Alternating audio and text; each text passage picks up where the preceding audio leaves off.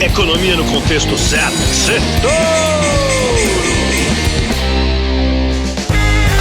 Boa noite, Brasil, ouvintes da Jovem Pan. Bem-vindos a mais um Sextou, o resumo da semana econômica no contexto certo. E foi a semana que uma empresa sozinha fez a festa dos investidores e carregou as bolsas do mundo inteiro. A NVIDIA, a melhor fabricante de chips para inteligência artificial que existe, fez as bolsas dos Estados Unidos, da Europa e do Japão baterem touro de ouro, máxima histórica. A euforia com a NVIDIA foi tão grande que os investidores ignoraram até os alertas do Banco Central americano de que não deve cortar os juros tão cedo. O presidente do nosso Banco Central, Roberto Campos Neto, também adotou um tom mais cauteloso.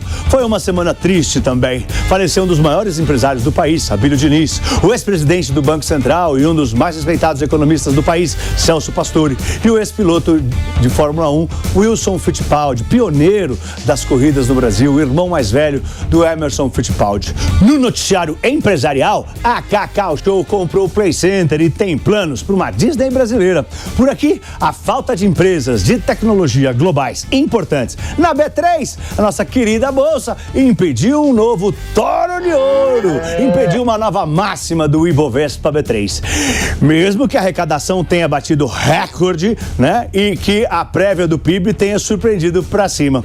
A bolsa fechou praticamente no 0 a 0, perto dos 129 mil pontos. O dólar que deu um soluço hoje, quase tocou R$5 e fechou ali perto, bem pressionado. Vamos para os pontos que eu separei para o nosso Sextouro hoje. NVIDIA foi a estrela da semana, com mais um balanço estelar, muito melhor do que as expectativas. Faturou 22 bilhões de dólares no último trimestre de 2023, mais do que o triplo do quarto trimestre de 2022. E foi mais longe, disse que vai faturar 24 bilhões nos primeiros 3 meses desse ano. No dia seguinte à divulgação do balanço extraordinário, as ações dispararam 16% e ela teve o maior aumento de valor de uma empresa da história em um único dia. Valorizou mais de 1,3 trilhão, 277 bilhões de dólares, para ser exato.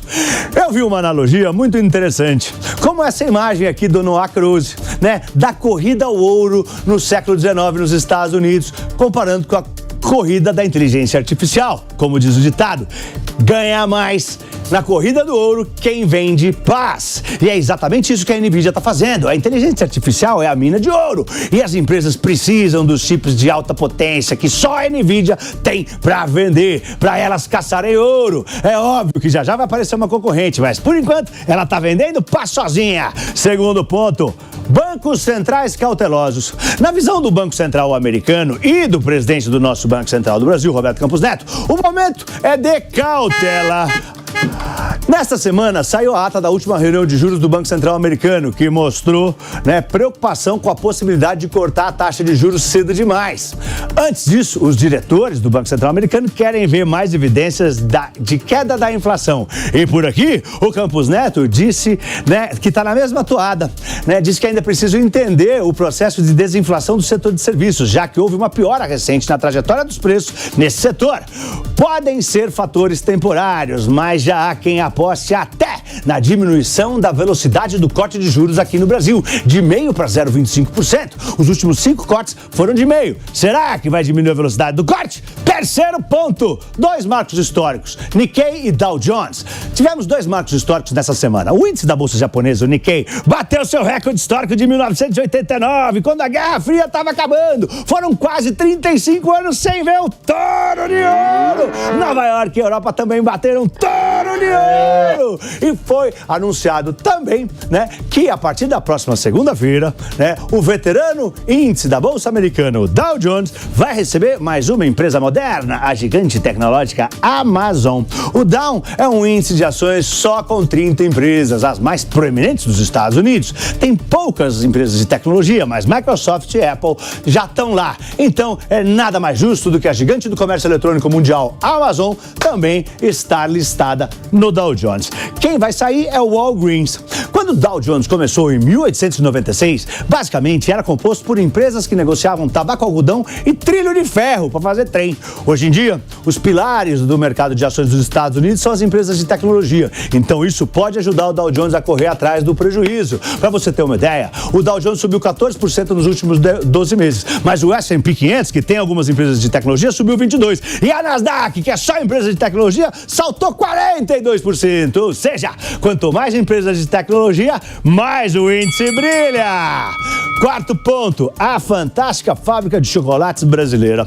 A fabricante de chocolates Cacau Show comprou o grupo Play Center. Quem é mais velho lembra dele. O primeiro parque de diversões de grande porte do Brasil, lançado em 1973 em São Paulo. Funcionou por 39 anos e teve suas atividades encerradas em 2012. Agora, a Cacau Show quer se inspirar em parques como o da Disney e da Universal, lá dos Estados Unidos. Alexandre Costa, fundador e CEO da Cacau Show, não escondeu que sonha em construir uma fantástica fábrica de chocolates brasileira, como a do filme de Tim Burton, lançado em 2005. Quinto ponto, a arrecadação e economia surpreendem. Dois dados econômicos brasileiros surpreenderam positivamente esta semana. O governo federal nunca arrecadou tanto dinheiro no mês como em janeiro desse ano. 280 bilhões de reais, o maior valor mensal de todos os tempos.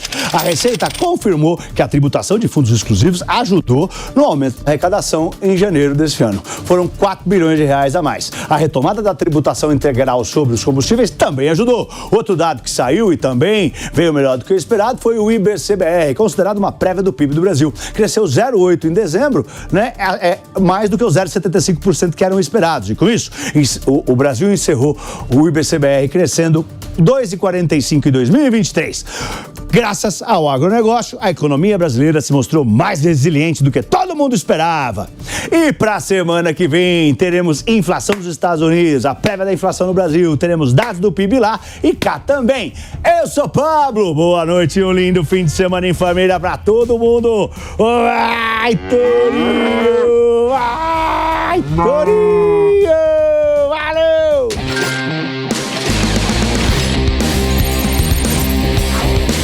Economia no contexto certo. Certo!